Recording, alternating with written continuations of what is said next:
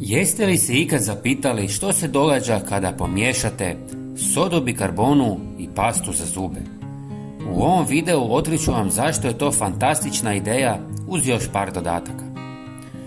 U posudu dodajte 1 žlicu sode bikarbone, a zatim umiješajte 1 žlicu soli.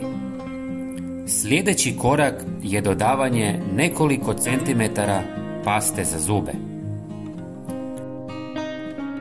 Da biste dobili savršenu smjesu, dodajte 1 do 2 žlice tekućeg deterdženta za suđe koji će pomoći u miješanju i povećati učinkovitost.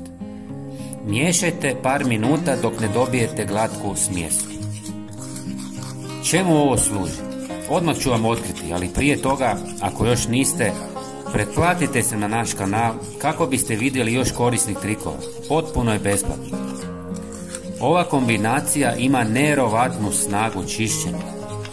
Možete koristiti za kuhinjske površine, posuđe, sudopere, slavine, kupaonice i još mnogo toga. Uklanja tvrdokorne naslage, dezinficira i ostavlja sve blistavo čistim. Jednostavno nanesite smjesu, ostavite da djeluje nekoliko minuta i isperite vodom. Rezultati će vas iznenaditi. Ova formula je povoljna, učinkovita i idealna alternativa skupim sredstvima za čišćenje. Prijatelji, pogledajte naš sljedeći video koji vas čeka na ekranu i uživajte u novim idejama. Vidimo se uskoro. Hvala vam. Pozdrav!